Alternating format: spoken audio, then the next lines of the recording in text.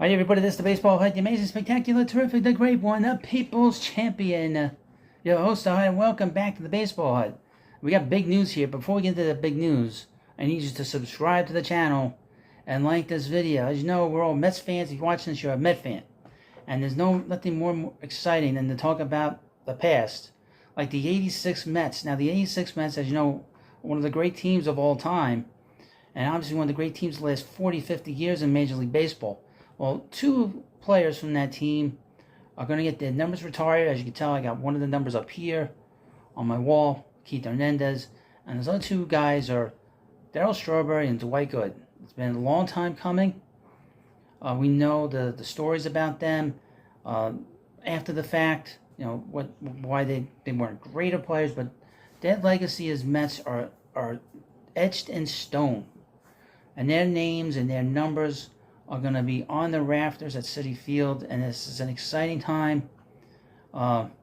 Steve Cohen continues to bridge the gap between the generations of Met fans and really link this team, the greatest team in the history of the Mets, to us further by retiring two more players from that team, and they're retiring two of their numbers.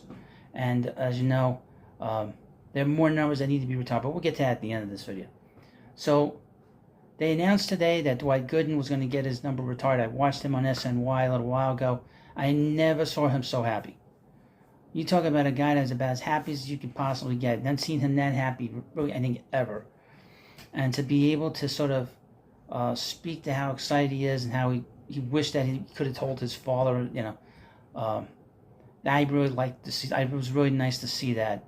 And to see him that buoyant and that excited about his number being retired, that was really nice. Now, as you know, he's the 1984 Rookie of the Year. He was drafted in 1982 by the Mets, I think 5th overall in the 82 draft. And he flew to the Met minor league system. In 1983, he just completely dominated AAA, had over 300 strikeouts in 194 innings. And he pitched in Tidewater, you know, in their playoff series, and helped them win the International League Championship with David Johnson as the manager. And the following year, he got into camp as a rookie, uninvited rookie, and he made the team on the last day. Him telling the story about him telling his father was nice to see that. And obviously, he came in, just totally dominated Major League Baseball for 2 years. Won the Rookie of the Year, won 17 games that first year, had 276 strikeouts, if I remember right. Rookie record, and it's still a rookie record. He had a lot of complete games. He turned the Met franchise around along with Darryl Strawberry. When you have a number one starter that was on his level, it really changes the whole trajectory of your franchise. And once he got here and arrived in the big leagues, there was no turning back for this Mets team. Obviously, he pitched even better in 85. They were a better team in 85. They had brought in Gary Carter at that point. Ron Darling was a year older. Sid Fernandez was ready to take a big step forward. But Doc, in that year, won the Cy Young Award. He won 24 games. Again, led the league in strikeouts. Led the league in ERA, one of the very few that win the Triple Crown in pitching. Had one of the great all-time years in the history of baseball, up there with 1968's Bob Gibson. If he hadn't gotten hurt, Jacob deGrom's 2001, Pedro Martinez's 1999. In a lot of ways, he was better than Pedro in 1985, because in 85, he pitched more innings, pitched more games. It was just completely, totally dominant. And it was such a joy to watch him pitch. He made it look so easy. I remember watching him pitch. My second favorite player growing up. And then obviously the problems that came. But in 86, he won 17 games. He was still great, even though he had his issues. But his legacy here, and obviously he pitched really well in the postseason against the Astros. He had really two big games against them. In Game 1, lost 1-0. But in Game 5, he went 10 innings in that big game that won 12 innings, and Gary Carter won in the 12th inning. He was the guy that you knew when he took the mound, the Mets had a chance to win every game. And that's what you want from an ace. And it didn't matter really who he was facing. And the Mets always had this attitude, well, if Doc's pitching, we'll score some runs. And he always got the most runs scored, and he always shut out the team. Shut out his opponent.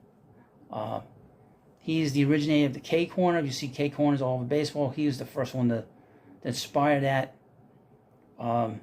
He was one of the fastest to get to 100 wins in 1989. I mean, if you look at it, Doc Gooden could have won 20 games at least 3 or 4 times in his career.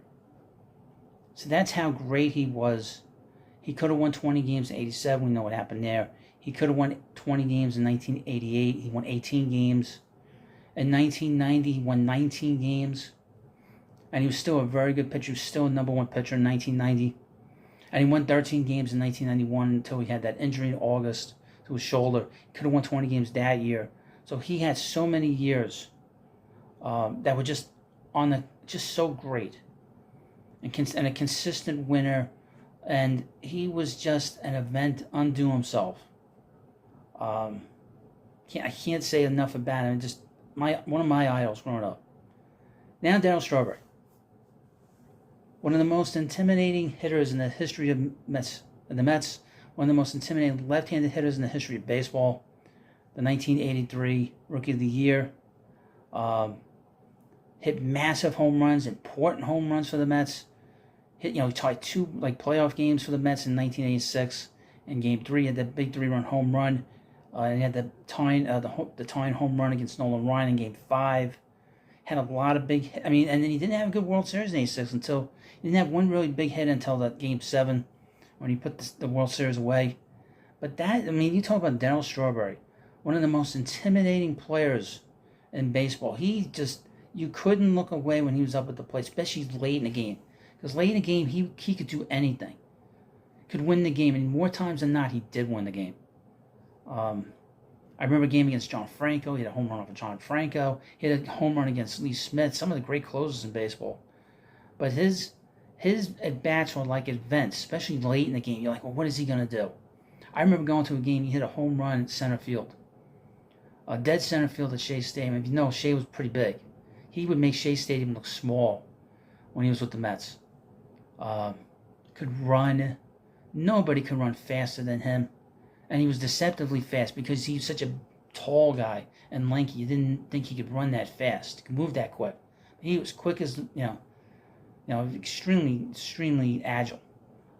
Great arm. Just a great all-around player. 5-tool player. And the home runs, that's the thing you remember about him. The home runs, the RBIs, the stolen bases, just the whole package. Just in terms of just oozed intimidation. He got on that field, you knew where he was in that lineup. Even on those Mets teams in 85 and 86, he was always the guy. Even with Gary Carter in the lineup, he was always a guy that you had to know where he was in the lineup. You always had those lefties lined up for him in particular. With Keith Hernandez, you had to be a little careful with Keith because he could hit lefties. But with Darryl, you never know if he was going to get one and hit one far away. We know about the Ken Daly home run that he hit in 85 to win the game. That first game in St. Louis in October of 85 when the Mets were trying to win the division. I just think about all the great memories. So many great memories with him as a player. So many big home runs. So many big hits. The home runs that he hit in Chicago. I always remember him hitting a lot of home runs in Chicago. Long home runs. Grand slams. Just guy you didn't want to face late in the game. Now we have who's going to be next? Well, really, there's only 2 obvious guys now. David Wright, which his number will get retired probably in a few years. I would think probably when his children are a little bit older and they can appreciate it. And obviously the other player that we should be asking for as fans, that's Gary Carter. Because when you think about those Mets teams, you think about the 4 players that made that team great. The Mets had the best starting pitcher. The Mets had the best first baseman. The Mets had the best right fielder. And the Mets had the best catcher in baseball. So you had 4 great players on the team. and he's the one guy that's in the Hall of Fame. Now, he's in the Hall of Fame as an Expo. But Gary Carter had so many big hits, had so many huge moments. The Mets would not have won the World Series without him in '86. In a lot of ways, he could have won the MVP in 1986 over Ray Knight, because he had more big at-bats, he had more home runs, had the most RBIs in that World Series. But he should be next. I was actually quite surprised that he wasn't next, that they weren't going to name Gary the next player to have his name and his number put on the rafters. Now, he has passed away, unfortunately. Passed away many years ago now. But I really thought that he was going to be the next guy after Keith. But we'll have to wait a little bit longer. Hopefully in 2025 we'll get it. Hopefully next year or the year after we'll get an announcement about the kid. But you let me know what you think about this video. And you have any memories of Darryl and Doc and all those great teams, just put them in the comment section. I appreciate time you take to watch. Get close to 4,000 subs. Thank you, and I'll see you later.